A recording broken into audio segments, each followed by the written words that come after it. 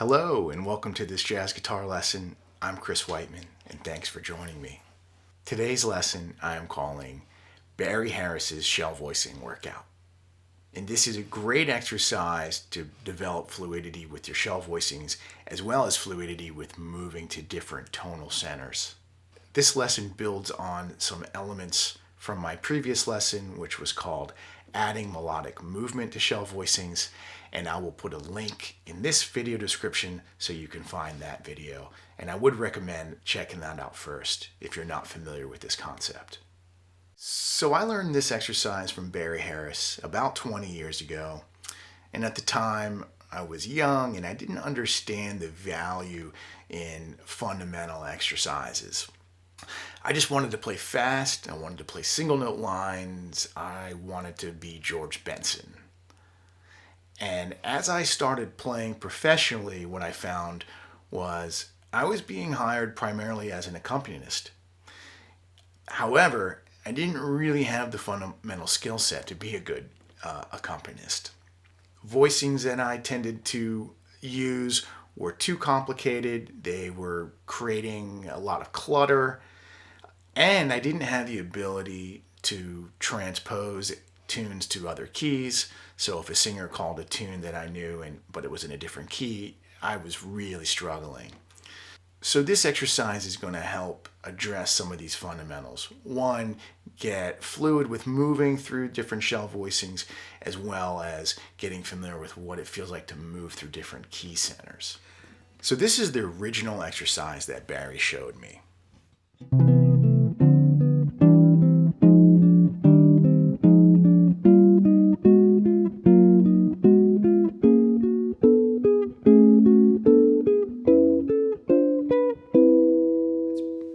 All right, so let's break this down and take a look at what's happening. So we're starting in the key of C major, and we're going to walk up the diatonic chord scale using shell voicings. So I'm going to start on the first degree of C major 7, then the second degree D minor 7, third degree E minor 7.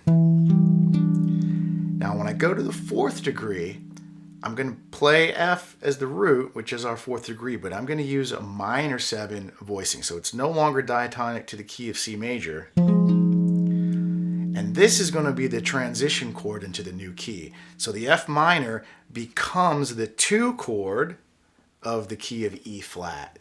So I touch into F minor, and then I reset into the new key, which is E flat.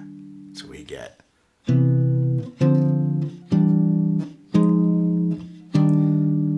Now the pattern's going to repeat, but now we're a minor third above where we were. We started in C, now we're in E flat. So we're going to move up E flat, F minor 7, G minor 7. Instead of A flat major 7, it's going to be A flat minor 7. That's the 4 minor in the key of E flat, or we're looking at it as the 2 minor 7 in the key of G flat, which is our new key center. So G flat, A flat, B flat, move up a half step. We're on the fourth degree of G flat, but we're making a minor 7, and this is the transition. It's the 2 chord in the key of A. All right, so G flat, A flat, B flat, B minor. Now, we're in the key of A. A major 7, B minor 7, C sharp minor 7. Go to the 4 chord, but make it minor. D minor 7. That becomes the 2 chord in the key of C. And so, we're back where we started. And we cycled through 4 different keys. We started in C, we went to E flat, then we went to G flat, and then we went to the key of A, and then finally we went back to the original key. And if we put that all together, we get this.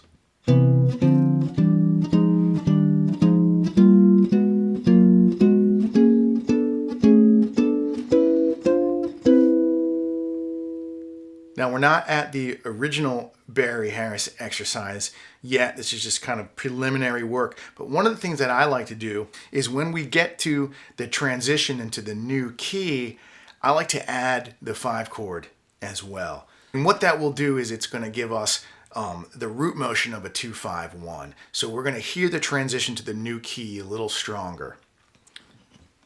C major 7, D minor 7, E minor 7, F minor 7, B flat 7, E flat major 7, F minor 7, G minor 7, A flat minor 7, D flat 7, G flat major 7, A flat minor 7, B flat minor 7, B minor 7, E 7, A major 7, B minor 7, C sharp minor 7, D minor 7, G 7, C major 7.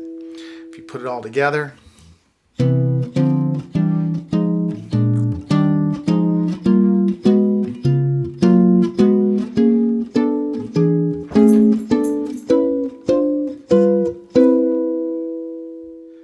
all right, so now let's look at the original Barry Harris exercise, which is going to have the melodic movement on top of the shell voicings. And just a reminder, I go over this in my previous video, link in the description. So C major 7, moving to D minor 7, E minor 7. Now I go to my F minor 7, and when I move that melody down a half step, the E flat note moving to the D, I'm getting essentially a 2-5. So I'm getting the cadence, because you can look at this as a rootless B flat 7. It just doesn't have the B flat. So I don't necessarily need the root motion that I added in the previous example to hear the cadence when I have that movement on top.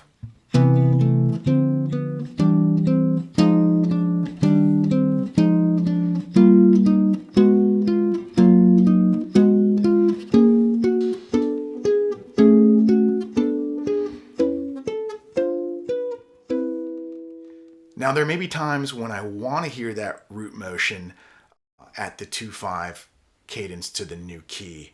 So this is something that I've added to Barry's exercise that I find helpful for me.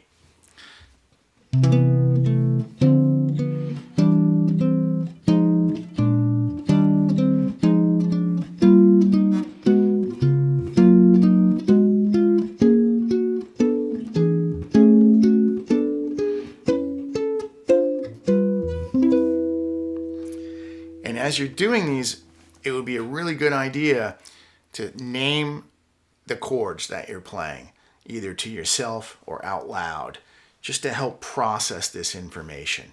All right, so C major 7, D minor 7, E minor 7, F minor 7, B flat 7, E flat major 7, F minor 7, G minor 7, A flat minor 7, D flat 7, G flat major 7, A flat minor 7, B flat minor 7, B minor 7, E 7, A flat major 7, B minor 7, C sharp minor 7, D minor 7, G 7, C. All right, thanks so much for joining me. I hope you will invest some time to get some fluidity with these shell voicings and moving them in this way. I think it is a very valuable fundamental exercise that we should all be able to do.